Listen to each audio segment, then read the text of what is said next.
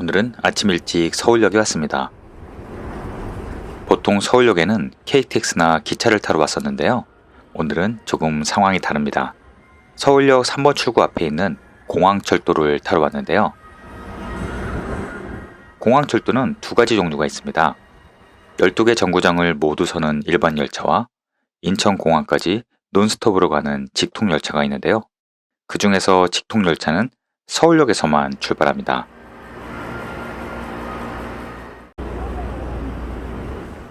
일반 열차는 교통카드로 탑승할 수 있지만 직통열차는 지하 2층에서 별도로 매표를 해야 합니다. 열차 탑승장은 무려 지하 7층에 있습니다. 지하 2층.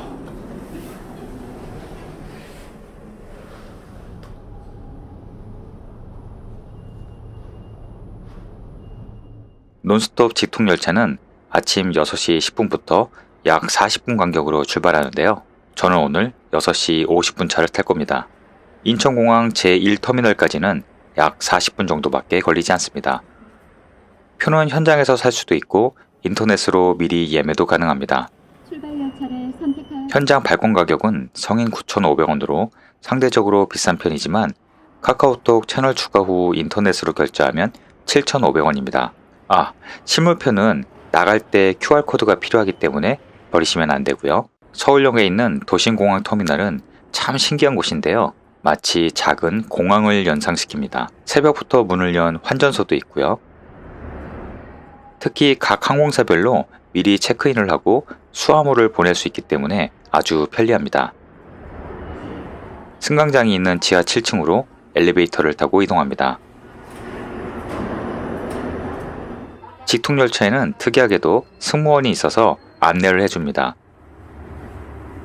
일반 지하철과 달리 모두 지정 좌석제입니다. 특이하게도 1인석이 있어서 예매를 해봤는데요.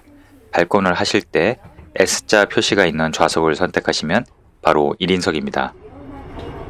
마치 비행기 1등석 같은 느낌이지만 가격은 일반석과 동일합니다. 1인석에만 이렇게 콘센트도 제공되고요. 테이블도 1인석에만 있습니다. 무엇보다 칸막이가 있어서 더 좋네요. 일반 칸에는 아직 크리스마스 장식이 남아 있습니다. 좌석은 모두 2인석으로 되어 있고요. 짐이 많은 여행객들을 위해 별도의 적재칸도 많습니다. 참, 이렇게 좌석은 역방향과 순방향으로 나눠지기 때문에 좌석 선택 시에 유의하시길 바랍니다. 4호차 앞에는 화장실도 있습니다. 운행 시간이 그리 길지 않지만 그래도 화장실이 있으면 안심되겠죠? 그래서 4호차가 가장 먼저 매진이 됩니다. 2인용 일반 좌석은 발받침은 있지만 등받이 조절이 안되고 테이블도 없습니다. 좌석 간격은 여유로운 편이고요. 자, 이제 출발합니다. 아직 해가 뜨지 않아서 깜깜하네요. 운행 구간의 절반 정도는 지하로 달립니다.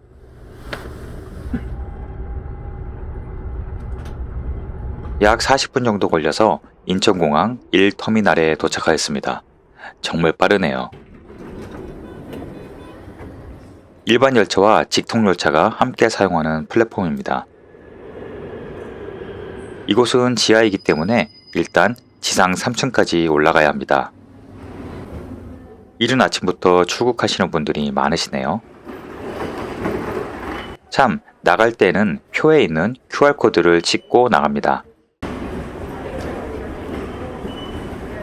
에스컬레이터를 타고 3층 출국장까지 쭉 이동하시면 되는데요. 공항이 워낙 크기 때문에 약 10분 정도 걸어간다고 보시면 됩니다.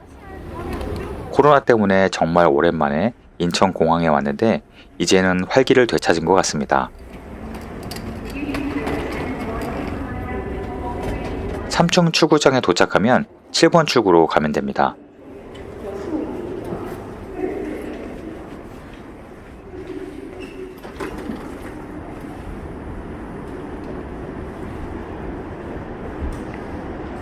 해가 예쁘게 떴네요. 공항 주변에는 높은 산이 없기 때문에 해가 더 빨리 뜹니다. 3층 7번 출구 바로 왼쪽에 버스 정류장이 있는데요. 여러 가지 버스가 같이 서는 곳이지만 아래쪽에 보시면 무이 1번 버스 시간표가 붙어 있습니다. 아침 6시 반부터 50분 간격으로 출발하는데요. 자세한 시간표는 화면을 참고하시고 유튜브 영상도 이제 확대 기능을 제공하기 때문에 편하게 보실 수 있을 겁니다. 안내판에 버스 도착 예정 시간이 나옵니다. 이곳이 출발지이기 때문에 예정 시간보다 빨리 출발하진 않지만 도로 사정에 따라 낮에는 조금 늦게 출발할 수 있습니다.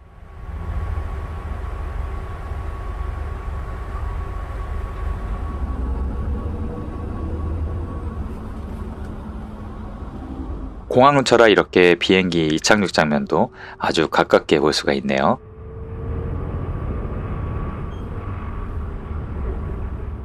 출발한 지 10분 만에 바다가 보입니다. 서해 바다지만 일출도 멋진데요. 왼쪽에 보이는 조그만 섬은 상어바위라고 불리는 메랑도인데요. 일출로 아주 유명한 곳입니다. 정말 딱 상어 지드러미처럼 생겼죠? 일출 시간대에 맞춰 버스를 타시면 이렇게 버스 안에서 멋진 일출을 감상할 수 있습니다.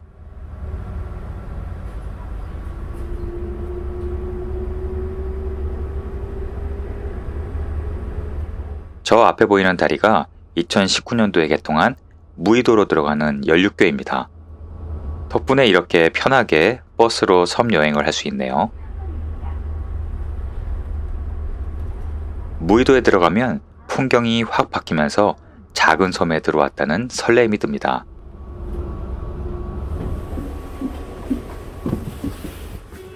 첫 번째 목적지에 도착했습니다. 약 30분 정도 걸렸는데요.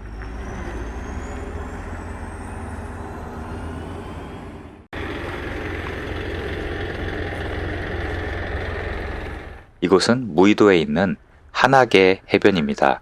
현재는 겨울이라 입장료가 없습니다. 작은 언덕을 넘으면 넓은 해변이 나오는데요. 한악의 해변에는 다양한 해안 지형이 있어서 찾아보는 재미가 있습니다. 해변에는 커다란 짚라인 타워도 생겼네요. 해변 오른쪽 끝으로 보이는 섬이 바로 영화로 유명한 실미도입니다. 물이 빠지면 걸어서 건너갈 수 있습니다. 저는 오늘은 실미도는 패스하고 왼쪽으로 가보려 합니다.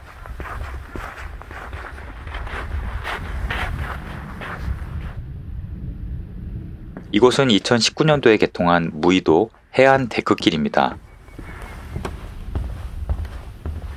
초반에 계단이 20여 개쯤 있지만 그곳만 넘어가면 모두 평지입니다.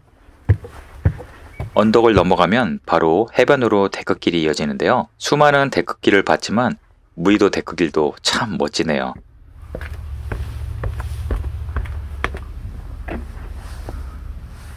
왼쪽으론 섬의 다양한 지형을 볼 수 있고 오른쪽으론 드넓은 서해 바다가 펼쳐져 있습니다.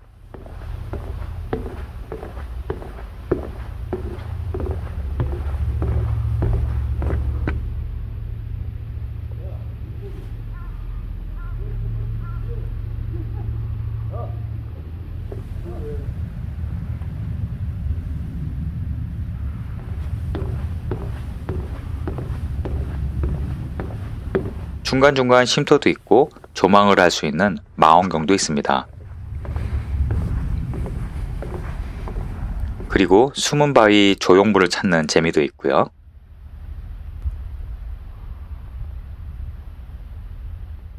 만조 때는 섬 바로 아래까지 바닷물이 꽉 차기 때문에 데크길이 마치 물 위에 뜬 것처럼 보입니다.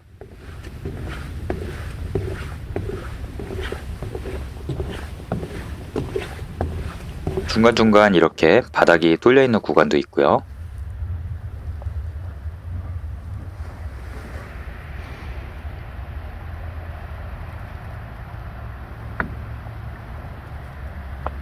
이곳에도 해식 동굴이 있네요. 이전 영상에서 소개해드렸던 태안에 있는 파도리 해변이 생각나네요.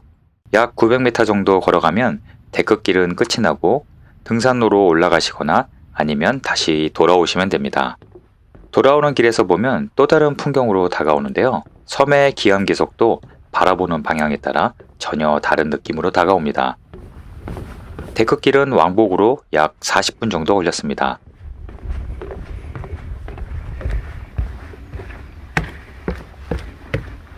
참, 데크길이 시작되는 입구에는 예전 유명 드라마 촬영지 세트장이 있는데요. 저도 참 재밌게 봤던 천국의 계단 촬영 세트네요.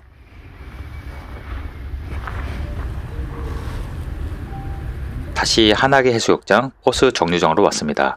이렇게 정류장 번호를 알고 있으면 실시간으로 버스 위치를 알 수 있는데요. 카카오 버스 앱을 설치하시거나 네이버에서 버스 노선 검색을 하시면 편리하게 아실 수 있습니다. 이곳에서 버스를 타실 때 혹시 공항 쪽으로 되돌아가는 버스가 아닌지 기사님께 꼭 물어보시고요.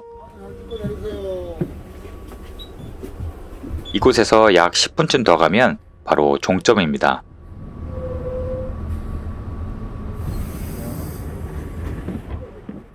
이곳은 무의도 광명항인데요. 인천공항에서 출발하면 약 40분 정도 걸리고 다시 되돌아가는 출발 시간은 영상을 참고하시길 바랍니다. 교통사정에 따라 조금 차이가 있을 수 있습니다. 보시다시피 광명항은 아주 작은 항구인데요. 그래도 주변에 식당이나 카페, 편의점 등이 있습니다. 이곳에서 점심 식사를 하는 일정으로 잡으셔도 좋습니다.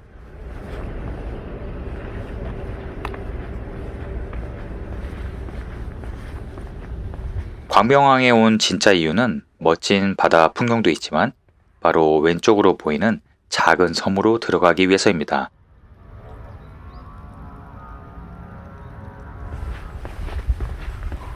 자동차는 여기까지만 들어올 수 있고 이젠 걸어서 가야 합니다. 지금 보시는 다리는 걸어서만 건널 수 있는 도보교인데요. 멀리 보이는 작은 섬 소무이도로 들어가는 다리입니다. 2011년도에 놓여진 400m 정도 길이의 다리인데요. 그래서 소무이도를 섬 속의 섬이라고 부릅니다. 자전거는 통행 가능합니다. 이 다리는 걷는 자체만으로도 신기한 경험이 되는데요. 작은 섬을 가기 위해 다리를 걸어서 걷다 보면 주변에 탁 트인 풍광이 한눈에 들어오기 시작합니다.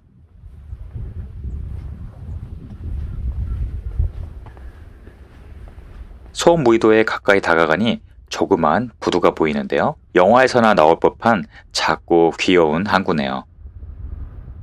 현재 소무이도에는 약 80여 명의 주민이 산다고 합니다. 다리를 건너면 새우 동상이 반겨주네요. 이곳에서 바로 섬 정상으로 올라가거나 아니면 왼쪽으로 섬을 돌 수 있는데요. 사실 어느 쪽으로 가더라도 모두 동일하게 섬을 한 바퀴 도는 코스입니다. 저는 바로 약 215m쯤 걸어서 섬 정상으로 가겠습니다. 넉넉하게 1시간 반 정도면 섬을 한 바퀴 돌 수 있는 작은 섬입니다. 처음부터 계단이 나오지만 그리 높지 않고 중간중간 조망이 보여서 멋집니다.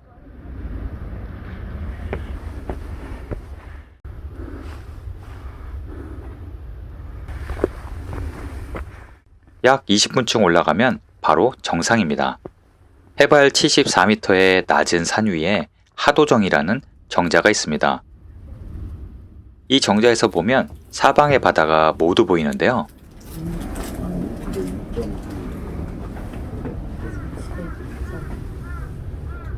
하지만 더 멋진 경치는 내리막길에서 만납니다. 마치 서해 바다가 아니라 남해 바다를 보는 그런 기분이었습니다. 전망이 정말 멋지죠?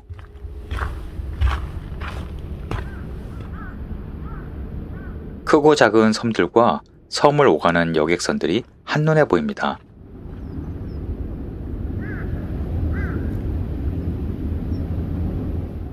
이 소나무들은 기묘한 모양으로 휘어져 있는데요. 등산객들이 마치 벤치처럼 이용한다고 하네요. 내리막길에 보이는 오른쪽의 작은 섬은 해녀섬이라고 하는데요.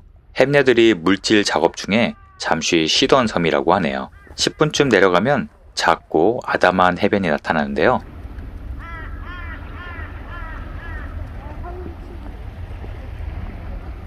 크고 작은 바위들로 뒤덮인 해변입니다. 과거에 대통령의 휴양지라고 해서 명사의 해변이라고 불린다네요. 그러고 보니 숨겨진 해변이라고 불릴 만한 경치입니다.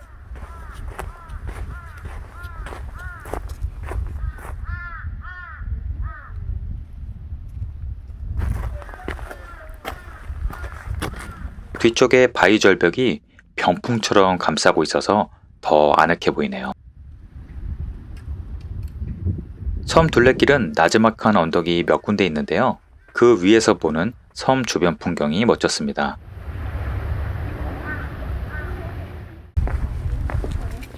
이곳은 또 다른 해변인데요. 몽여해변이라는 곳입니다. 모래와 작은 몽돌로 이루어진 작은 해변인데요.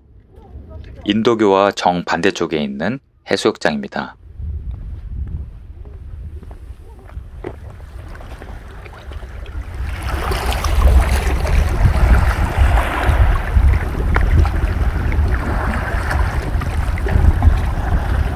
이 섬은 낚시가 꽤 잘 되는 섬인지 낚시 동호인들도 많이 찾는다고 하네요. 그리고 몽유해변 쪽에는 카페도 몇 군데 있었습니다.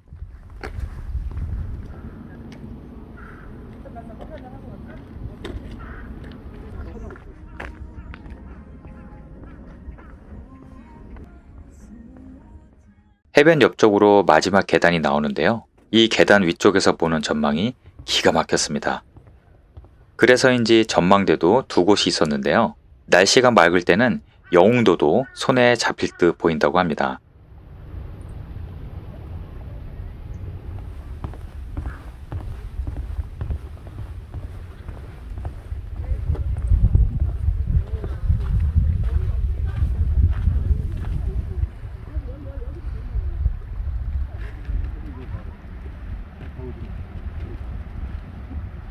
이곳은 부처개미라고 하는 재미있는 이름의 전망대인데요.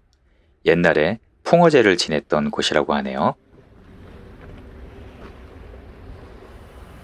이제 섬을 거의 한 바퀴 다 돌았습니다. 시간은 넉넉하게 1시간 반쯤 걸렸고요.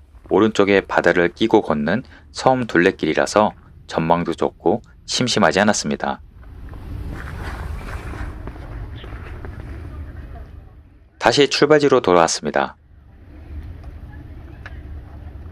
1년 뒤에 배달해준다는 느린 우체통이 있네요. 섬에 필수품을 배달해주는 차량은 다리 통행이 가능하다고 하네요. 저 멀리 유조차가 지나가네요. 돌아가는 버스 시간이 남아서 간단하게 이곳에서 점심을 먹고 가기로 했습니다. 수원 무의도에는 식당이 많지 않아서 무의도 정류소 근처에서 드셔도 좋습니다. 쭈꾸미를 넣은 국수 한 그릇으로 차가워진 몸을 데워봅니다. 역시 시장이 반찬이네요. 싹 비웠습니다. 점심때가 넘어가니 다리를 건너오는 관광객이 점점 많아집니다. 섬과 섬을 연결하는 다리 덕분에 정말 가깝고 편하게 섬 여행을 할 수 있었습니다. 버스 종점인 광명항에서 출발하는 버스는 교통 사정에 따라 출발 시간보다 조금 늦어질 수는 있지만 그렇다고 미리 출발하진 않습니다.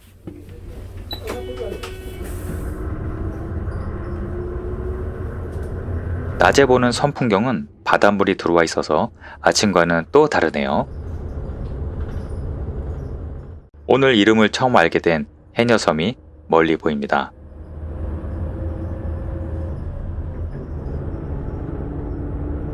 다시 인천공항 터미널로 왔습니다. 저는 오늘 공항철도를 이용해서 여기에 왔지만 만약 집 근처에서 출발하는 공항 리무진 버스가 있으시다면 그걸 이용해서 오시는 것도 괜찮은 방법입니다.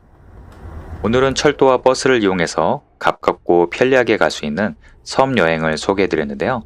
여행 계획에 도움이 되셨길 바랍니다. 오늘도 시청해주셔서 감사합니다.